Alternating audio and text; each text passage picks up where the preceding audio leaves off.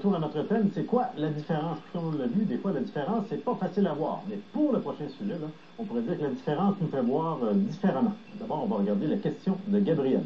Bonjour les docteurs. Pourquoi ma mère voit mal de loin alors que ma grand-mère voit mal de près? Merci. Merci, Gabrielle. Mais là, excusez, j'ai un petit coup de... Ah, c'est plus clair. Merci, Gabrielle. Ce qui va faire la différence, en fait, c'est l'optométriste et professeure adjointe à l'École d'optométrie de l'Université de Montréal, Marie-Ève Corbeil. Bonjour, Marie-Ève. On va essayer d'aider Gabrielle. Quelle est la différence entre la maman et la grand-maman de Gabrielle? Bien, les causes les plus probables pour expliquer les deux symptômes qu'on voyait à l'écran, c'est la myopie pour la maman. Donc, difficulté à voir de loin, une vision floue quand on voit on regarde au loin.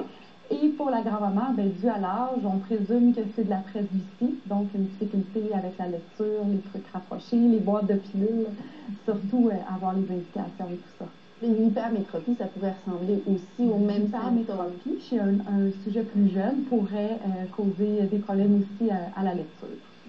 Là, on a un modèle pour d'abord peut-être expliquer la vision normale et par la suite peut-être la myopie, pour commencer. Parfait. Normalement, quand une personne a une vue parfaite, les rayons de lumière vont entrer par le devant de l'œil et vont faire foyer directement sur la rétine ici. Donc, l'image va être précise. Quand on a un œil myope, soit que l'œil il est trop long ou que la cornée, la surface devant, est trop cambrée. À ce moment-là, les rayons, ils ne se rendront pas à la rétine. Ce qui va se rendre à la rétine, ça va être une image qui va être floue. Donc, pour corriger la myopie, on doit utiliser une lentille, qu'on va appeler une lentille divergente, qui va ramener les rayons au bon endroit. Donc, le port d'une lunette, d'un verre de contact, à la limite d'une opération au laser, pourrait réussir à corriger ce problème visuel-là. Dans l'hypermétropie, est-ce que c'est un problème d'image aussi par rapport à la rétine? C'est l'endroit où la photographie se fait? Exactement, mais c'est le problème inverse. Donc, les rayons, ils se font le foyer derrière la rétine. Ce qui est différent avec l'hypermétropie, c'est que quand on a un sujet qui est jeune, juste en fournissant l'effort, des fois, il est capable lui-même de ramener l'image à la rétine. Si le problème est trop marqué ou qu'on a des symptômes, des maux de tête, difficulté à la lecture, on peut ajouter la lentille convergente qui va faire le même effet, ramener les rayons à foyer. Ce qui est dans le verre est complètement différent entre le myope. C'est pas juste l'épaisseur, c'est vraiment la direction qu'on va donner au Exactement. Il y en a qui va faire converger puis l'autre diverger les rayons. Maintenant, si je suis presbyte, moi je regarde ça de près, je ne vois rien. Si je l'éloigne, à ce moment-là, ça va devenir clair, n'est-ce pas? D'ailleurs, un excellent livre, comme on dit. Donc, sans l'éloigner, c'est pas le même problème, ça.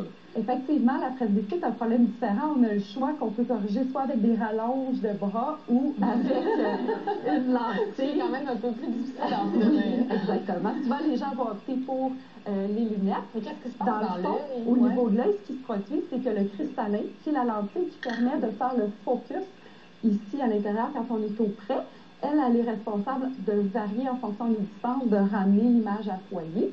Et cette lentille-là perd de l'élasticité et n'est plus capable de fournir l'effort. Donc, la personne se retrouve avec une distance de lecture qui est éloignée.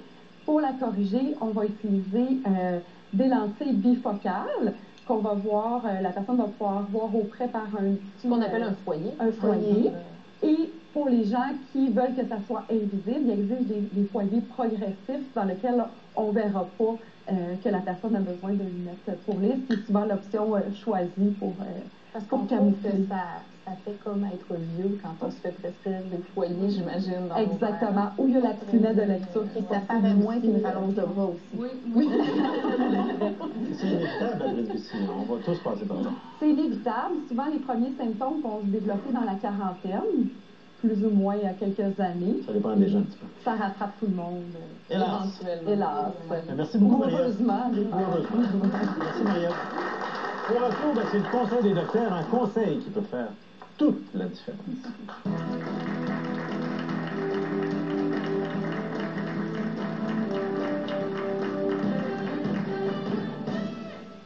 Et puis, Bruno,